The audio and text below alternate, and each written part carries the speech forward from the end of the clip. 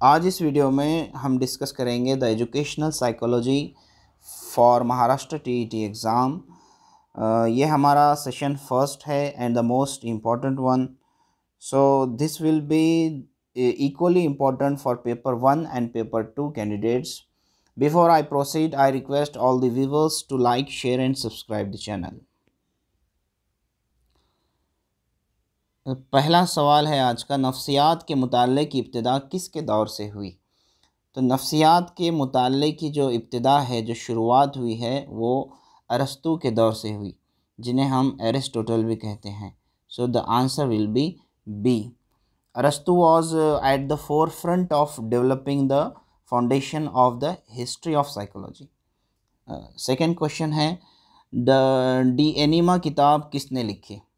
तो D Anima किताब, ये किताब भी जो है ना अरस्तु ने लिखी थी। अरस्तु जो है एक बहुत बड़े साइकोलॉजिस्ट भी गुज़रे, फ़िलासफ़र भी गुज़रे। डी एनिमा किताब इन्होंने लिखी, जिन्हें ऑन द सोल भी कहा जाता है। तीसरा सवाल है, अरस्तु ने नफ्सियात को किसका इल्म माना है? फर्स्ट ऑप्शन है जिस्म, दूसरा ऑप्शन है जहन, तीसरा ऑप्शन है रूह और चौथा ऑप्शन है कुदरत। तो जैसे कि मैंने अभी आपको कहा, डी एनिमा जो बुक है उसे ऑन दी सोल भी कहा जाता है। सोल कहते हैं रूह को। तो अरस्तु ने नफ्सियात का कौन सा इल्म माना, किसका इल्म माना है? तो ये जो हमारा ऑप्शन है सी, दैट इज़ रूह, this will be your correct answer. चौथा क्वेश्चन है, डैश ने नफ्सियात को बर्ताव और तजुर्बे का इल्म बताया। तो किसने नफ्सियात को बर्ताव और तजुर्बे का इल्म बताया? यहाँ सिर्फ बर्ताव की बात नहीं बल्कि तजुर्बे की भी बात हो रही है। तो चार ऑप्शंस हैं हमारे पास, बोरिंग, लॉन्गफील्ड, स्किनर, अरस्तु, पावलो। तो इसका सही जवाब है पावलो ने। पावलो ने जो है ना नफ्सियात को बर्ताव और तजुर्बे का इल्म बताया है। फिफ्थ क्वेश्चन है,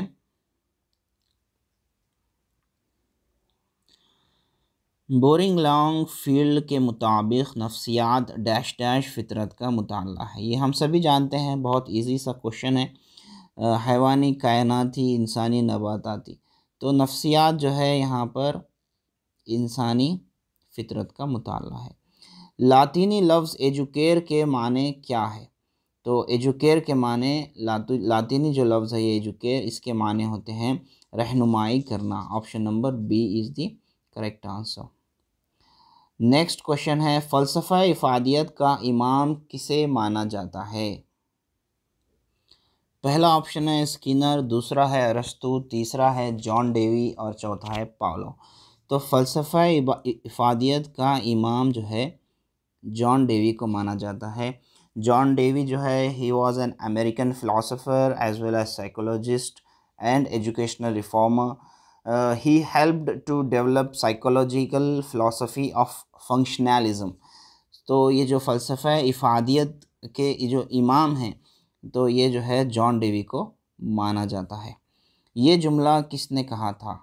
जुमला है यहाँ पर, पौधे परवरिश करने से अच्छी नशोनुमा पाते हैं और इंसान तालीम से। तो इसके ऑप्शंस हैं हमारे पास, लॉक, जॉन डेवी, स्किनर, अरस्तु। तो ये इसका सही जवाब है ए, लॉक ने। नाइन्थ क्वेश्चन है, दर्ज झैल में से खालिस साइंटिफिक तरीक़ा कौन सा है? डैश डैश खालिस साइंटिफिक तरीक़ा कहलाता है। पहला है मुशाहिदे का तरीक़ा, दूसरा है तजुर्बाती तरीक़ा, तीसरा है जायज़े का तरीक़ा और चौथा है तरीक़े हयात ज़िंदगी। तो इसके अंदर सबसे ज़्यादा साइंटिफिक तरीक़ा कौन सा है? Pure scientific method, which is the pure scientific method? तो सही जवाब है इसके अंदर, साइंटिफिक मेथड के अंदर जो है हम क्या करते हैं, एक्सपेरिमेंट्स करते हैं डिफरेंट। तो the B is the correct answer, तजुर्बाती तरीक़ा। 10th क्वेश्चन है, मुशाहिदे के तरीक़े डैश डैश ज़िमनी तरीक़ों पर मुश्तमिल हैं। तो मुशाहिदे के जो तरीक़े हैं वो दो ज़िमनी तरीक़ों पर मुश्तमिल है। तो दो ज़िमनी तरीक़े कौन से हुए? तो एक तो हुआ मुशाहिदा क्वालिटेटिव और दूसरा हुआ मुशाहिदा क्वांटिटेटिव। तो ये दो ज़िमनी तरीक़ों पर जो है मुशाहिदे मुनस्सर हैं। अगर मुशाहिदे के आपको मेथड्स पूछे जाएंगे तो वो हो जाएंगे 3। कंट्रोल्ड ऑब्जर्वेशन हो जाएगा, नेचुरलिस्टिक ऑब्जर्वेशन हो जाएगा और पार्टिसिपेंट ऑब्जर्वेशन हो जाएगा। ये 3 मेन मुशाहिदे के क्या हैं? टाइप्स हैं। और मुशाहिदे के तरीक़े यहाँ पूछे गए हैं, ज़िमनी तरीक़े पूछे गए हैं, तो वो 2 हैं। 11वां क्वेश्चन है, फ़ितरी हालात के तहत अफराद और जानवरों का मुशाहिदा किस तरीक़े के ज़रिए किया जाता है? पहला है दाखिली मुशाहिदा होता है। फ़ितरी हालात में, नेचुरल इन्वायरमेंट में हम जो है लोगों का और जानवरों का जो ऑब्ज़र्वेशन करते हैं वो किस तरह करते हैं, सरगर्मी करके करते हैं किसी। तीसरा है महदूद मुशाहिदे का तरीक़ा और चौथा है ग्रोही मुशाहिदा। तो इसका सही जवाब है ऑप्शन नंबर 3, महदूद मुशाहिदे के तरीक़े से हम जो है ना लिमिटेड ऑब्ज़र्वेशन मेथड यहाँ पर अप्लाई करते हैं टू स्टडी फ़ितरी हालात के तहत। हम जो है नेचुरल सरकमस्टेंसेस के तहत, नेचुरल इन्वायरमेंट के तहत हम जो है लोगों और जानवरों का मुशाहिदा हम लिमिटेड ऑब्ज़र्वेशन मेथड के ज़रिए करते हैं। Option number C is our correct answer. Question number 12 है, तजुर्बाती तरीक़ा डैश डैश नाम से भी जाना जाता है। तो तजुर्बाती जो तरीक़ा है इसके अंदर हम एक्सपेरिमेंट करते हैं। तो एक्सपेरिमेंट जब हम करते हैं तो हमारे पास सारी चीज़ें जो है मुशाहिदे के अंदर जो होती हैं वो महदूद होती हैं। किसको जो है हम किस तरह से ऑब्ज़र्व कर रहे हैं, तो ये लिमिटेड ऑब्ज़र्वेशन मेथड कहलाएगा। 12 क्वेश्चन का आंसर है ऑप्शन नंबर सी, महदूद मुशाहिदे का तरीक़ा। 13th क्वेश्चन है हमारा, तजुर्बाती तरीक़े में अफराद के बर्ताव के किस ख़ास पहलू को सामने रखकर तजुर्बेगाह में डैश डैश किए जाते हैं? तो हमारे पास 4 ऑप्शंस हैं। तजुर्बाती तरीक़ा यानी कि एक्सपेरिमेंटल मेथड में देखिए, अफराद के बर्ताव के किसी ख़ास पहलू को सामने रखकर क्या किया जाता है? तो हम एक्सपेरिमेंटल मेथड में हम लोगों के जो बिहेवियर हैं उसके कुछ ख़ास स्पेसिफ़िक पहलू को सामने रखकर हम तजुर्बेगाह में क्या करते हैं? तो तजुर्बेगाह में हम तजुर्बा करते हैं, या तजुर्बागाह में हम इंदराजात करते हैं, या बहस करते हैं, या मुशाहिदे करते हैं। तो हम जब तजुर्बेगाह में हैं तो हम वहाँ पर क्या करेंगे? बर्ताव के किसी ख़ास पहलू को हम मुशाहिदा करेंगे, ऑब्ज़र्व करेंगे। तो option number D is our correct answer. नफ्सियात की पहली तजुर्बेगाह कहाँ क़ायम हुई? तो नफ्सियात की जो पहली तजुर्बागाह है, first experimental laboratory has been invented in Germany. Option number A is our correct answer. Germany में कहाँ वाक़या है ये? तो जर्मनी के शहर लीजिंग में जो है नफ्सियात की पहली तजुर्बागाह वाक़या है और ये 1879 में बनाई गई। क्वेश्चन नंबर 15 है, डैश डैश में नफ्सियात की पहली तजुर्बागाह क़ायम की। 4 ऑप्शंस जो यहाँ दिए हुए हैं। First option Locke, second John Dewey, third William Wundt और चौथा पाउलो। तो सही जवाब है विलियम उंट ने जो है नफ्सियात की पहली तजुर्बागाह क़ायम की। तो option number C is our correct answer. 16th question है, नफ्सियात की पहली तजुर्बागाह किस सन ईस्वी में क़ायम हुई? तो नफ्सियात की पहली तजुर्बागाह जो है 1879, जो कि ऑप्शन नंबर बी है। 1879 में नफ्सियात की जो है साइकोलॉजी की फ़र्स्ट लेबॉरेटरी जर्मनी में विलियम उंट के द्वारा जो है क़ायम की गई। क्वेश्चन नंबर 17 है, डैश डैश तरीक़े से फ़र्द का मुकम्मल शख्सी खाका और तस्वीर वाज़ह होती है। 4 ऑप्शंस हैं हमारे पास, मुशाहिदे के तरीक़े से, तजुर्बाती तरीक़े से, जायज़े के तरीक़े से और फोर्थ ऑप्शन है तरीक़े बयान ज़िंदगी के तरीक़े से। तो सही जवाब होगा हमारा यहाँ पर क्वेश्चन नंबर 17 के लिए जायज़े के तरीक़े से फ़र्द का मुकम्मल शख्सी खाका और तस्वीर वाज़ेह होती है। तो जायज़े का तरीक़ा जो है हमारा ऑप्शन नंबर सी। 18वां क्वेश्चन है, गूंगे बहरे पागलों और छोटे बच्चों को जायज़े के तरीक़े में शामिल नहीं किया जा सकता। ये एक सही है, बी ऑप्शन एक गलत है, सी ऑप्शन एक और दो सही भी है और गलत भी है, और चौथा ऑप्शन है बताया नहीं जा सकता। तो सी ऑप्शन जो है सही भी है और गलत भी है, ये एक इलॉजिकल ऑप्शन है, तो ये हमारा जवाब बिल्कुल नहीं होगा। सवाल दोबारा से हम पढ़ते हैं, गूंगे बहरे पागलों और छोटे बच्चों को जायज़े के तरीक़े में, देखिए अभी हमने देखा जायज़े के तरीक़े में क्या होता है। जायज़े के तरीक़े में फ़र्द का मुकम्मल शख्सी खाका और तस्वीर वाज़ेह होती है, तो उसकी एक कंप्लीट स्टडी हम जायज़े के तरीक़े में करते हैं। तो इसके अंदर हम ये कह सकते हैं, क्या कह सकते हैं कि जो है जायज़े के तरीक़े में शामिल नहीं किया जा सकता किसको, गूंगे बहरे पागल और छोटे बच्चों को। तो ये जो है सही स्टेटमेंट यहाँ दिया हुआ है, तो ए जो है यहाँ सही हमारा करेक्ट आंसर होगा। क्वेश्चन नंबर 18 का आंसर विल बी ए।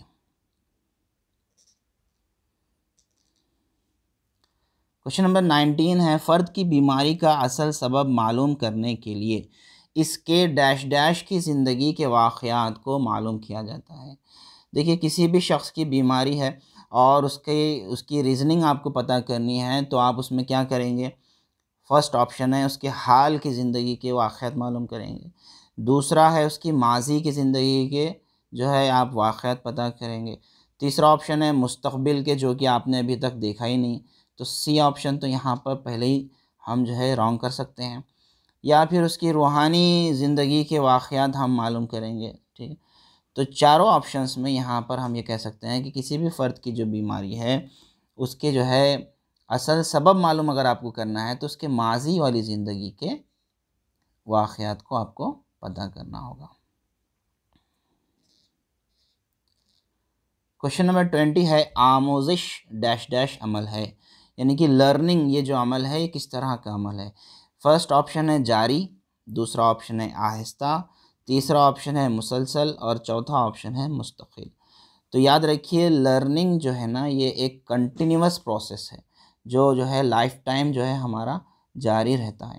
तो सी ऑप्शन जो है मुसलसल, आमोज़िश मुसलसल अमल है, ये एक सही ऑप्शन होगा। 21वां क्वेश्चन है, आमोज़िश का अमल बामकसद नहीं होता। तो ये तो सेंटेंस स्टेटमेंट हमें पढ़ते ही लग रहा है कि गलत है। लर्निंग जो है बामकसद होती है, अगर यहाँ बोल रहा है वो नहीं होता तो this statement will be going to be wrong statement. पहला ऑप्शन है सही, दूसरा ऑप्शन है गलत, तीसरा ऑप्शन है होता भी है और नहीं भी, और चौथा ऑप्शन है इनमें से कोई नहीं। तो बी ऑप्शन जो है यहाँ पर गलत ये स्टेटमेंट दिया हुआ है, इसलिए जो बी ऑप्शन है ये हमारा जवाब होगा। नेक्स्ट क्वेश्चन है हमारा, झैल में से सही ग्रुह की निशानदेही कीजिए। 4 ग्रुह आपको दिए हुए हैं, आपको गौर से चारों ग्रुह पढ़ना है और उसमें से जो सही ग्रुप है उसको जो है आपको यहाँ पर सेलेक्ट करना है। तो फर्स्ट है ए, मुअल्लिम अमल आमोज़िश मवाद या इल्म। दूसरा ऑप्शन है मुताल्लिम अमल आमोज़िश मवाद या इल्म। तीसरा ऑप्शन है मुअल्लिम मुताल्लिम अमल आमोज़िश मवाद या इल्म। चौथा ऑप्शन है मुअल्लिम मुताल्लिम मुशाहिदात मवाद या इल्म। So the correct answer of this question is option number B, मुताल्लिम अमल आमोज़िश मवाद या इल्म, यानी कि स्टूडेंट, फिर जो है उसकी एक्टिविटी और लर्निंग, और फिर जो है कंटेंट या नॉलेज। तो ये जो बी वाला ग्रुप है ये यहाँ पर एक सही ग्रुप है। क्वेश्चन नंबर 25 है हमारा, आमोज़िश का ख़त मुनहनी सीखने की डैश डैश और तनज़्ज़ुली को ज़ाहिर करता है। तो आमोज़िश जो है लर्निंग जो है ख़त मुनहनी के सीखने की किसको ज़ाहिर करता है, तो आमोज़िश की जो है ना ये तरक्की और तनज़्ज़ुली को ज़ाहिर करता है। ख़त मुनहनी जो बनाते हैं हम learning graph, learning curve graph जो बनाते हैं हम, वो लर्निंग कर्व ग्राफ इसकी तरक्की और इसकी तनज़्ज़ुली, ये दोनों अल्फाज याद रखना है, तरक्की और तनज़्ज़ुली को ज़ाहिर करता है। क्वेश्चन नंबर 26 है, हर शख्स का ख़त मुनहनी डैश डैश होता है, यकसा होता है, मुख्तलिफ होता है, एक जैसा होता है, इनमें से कोई नहीं। यहाँ दो ऑप्शन जो दिए हुए हैं, यकसा और एक जैसा, ये दोनों भी एक ही तरह के ऑप्शन हैं और ये दोनों भी जो है यहाँ हर शख्स का ख़त मुनहनी जो है, हर शख्स का जो लर्निंग ग्राफ है वो डिफरेंट होता है। तो ऑप्शन नंबर बी जो है यहाँ पर हमारा सही जवाब होगा। तो याद रखें, हर शख्स जो है मुख्तलिफ़ इन्वायरमेंट में उसकी लर्निंग स्पीड डिफरेंट होगी, उसकी लर्निंग जो है स्ट्रेटजीज़ डिफरेंट होगी, इसलिए हर शख्स का ख़त मुनहनी मुख्तलिफ होता है। 27 क्वेश्चन है, ख़त मुनहनी के कितने हिस्से होते हैं? तो ख़त मुनहनी के जो है हमें यहाँ पता होना चाहिए, ख़त मुनहनी के 5 हिस्से होते हैं। Option number C will be correct answer. ख़त मुनहनी की इब्तिदाई जुस्त में आमोज़िश की रफ़्तार कैसी होती है? तो ख़त मुनहनी की जो इब्तिदाई जुस्त है, शुरू में जो लर्निंग कर्व शुरू होता है वहाँ पर जो है उसकी रफ़्तार धीमी होती है। तो इसमें ऑप्शन ए है तेज़, बी है बहुत तेज़, सी है धीमी और चौथा है बहुत सुस्त।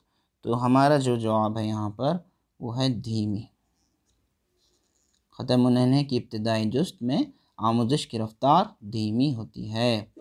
क्वेश्चन नंबर 29 है, डैश डैश की हालत में तालिब इल्म की दिलचस्पी ख़त्म हो जाती है। तालिब इल्म की जो दिलचस्पी है लर्निंग के लिए, जो उसका इंटरेस्ट है, वो कब ख़त्म होती है? चारों ऑप्शंस को गौर से पढ़ना है और उन्हें समझना है।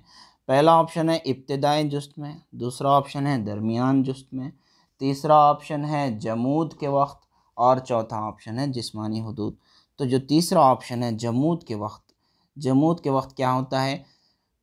जमूद के वक्त तालिब इल्म की जो दिलचस्पी होती है वो बिल्कुल पूरी तरह से क्या हो जाती है? ख़त्म हो जाती है। आज का जो लास्ट क्वेश्चन हम लेने जा रहे हैं वो है, अमेरिकी माहिर नफ्सियात थॉर्नडाइक ने कौन सी किताब लिखी? तो अमेरिकी माहिर नफ्सियात ने, थॉर्नडाइक जो अमेरिकी माहिर नफ्सियात हैं, उन्होंने ऑप्शन नंबर बी जो है एनिमल इंटेलिजेंस पर बुक लिखी। थॉर्नडाइक का जो अप्रोच है वो सिस्टमैटिक और कॉम्प्रहेंसिव एक्सपेरिमेंटेशन के साथ रहा और उन्होंने variety of animals and tasks all with in a laboratory setting में किए। जो बुक उनकी प्रोवाइड की गई है उसके तहत हम स्टडी ऑफ एनिमल बिहेवियर कर सकते हैं।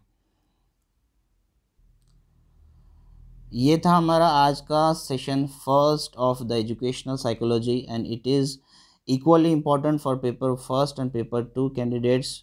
So I again request all the viewers to like, share and subscribe the channel. Stay tuned for more updates. Thank you very much.